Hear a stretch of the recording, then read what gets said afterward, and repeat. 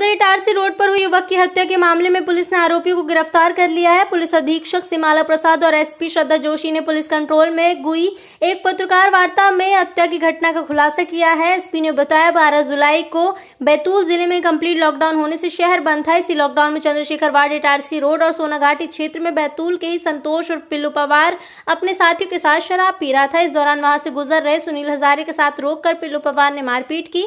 इस अचानक मारपीट की घटना से आज सुनील हजारे ने अपने साथियों रिंकू कड़वे, भैयालाल ठाकुर, तुलसीराम भलावी उर्फ बालू के साथ मिलकर संतोष पवार और पिल्लू को मार डालने की योजना बनाई। फिर सभी ने मिलकर इटारसी रोड देर शराब भी पी। पिल्लू स्कूटी से प्रेमलाल पंठेला के सामने पहुंचा और वहां खड़ा था कि रोड की दूसरी तरफ से आए सुनील हजारे और उसके साथियों ने पिल्लू को घेर लिया और चाकू निकालकर कई बार उसकी छाती और पेट पर किए, जिससे पिल्लू पवार जमीन पर गिरा और उसकी मौत हो गई। बैतूल से महेश राठौर की रिपोर्ट।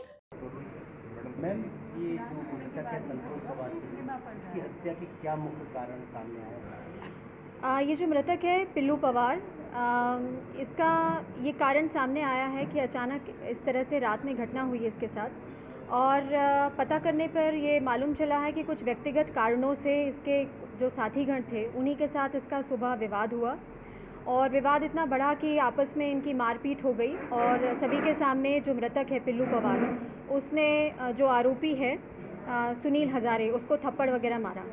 तो सुनील पवार ने इस बात का से आहत होकर अपने साथियों के साथ इसको मारने की ठानी और रात में देर रात अपने साथियों के साथ इसको घेर के और चाकू से मारा है। कितने घाव लगे थे चाकू के? इसमें मल्टीपल इंजरीज आई हैं बॉडी पर और कुछ फ्रैक्चर्स भी हैं और इसमें 5 आरोपी जो हैं वो राउंड अप हुए हैं। मैम, कोई पुराना कारण भी है, कोई अपराध का पुराना कारण है? ये जो मृतक है ये भी जो है आपराधिक प्रवृत्ति का ही है और जो आरोपी राउंड अप हुए हैं इनके भी प्रीवियस रिकॉर्ड है।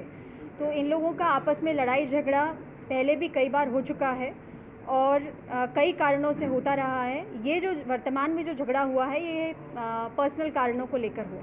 मैम, ये जो उसकी मां ने नाम लिखा है, उसके बारे में मैं ये कहना चाहती हूँ कि हमारे पास एक चश्मदीद साक्षी है जो वहाँ उपस्थित था जब ये घटना घटी और पिल्लू पवार का जो घर है वहीं पे नज़दीक 100-200 मीटर की दूरी पर था। चूँकि पिल्लू पवार आपराधिक प्रवृत्ति का है, इसका पिछला भी बैकग्राउंड है और कई लोगों के साथ इसका लड़ाई झगड़ा होता रहा है, कई धमकी और इसके भी कई ऐसे आरोप हैं कि इसने लोगों को धमकाया है और कुछ लोगों ने इसको धमका रहे थे लगातार।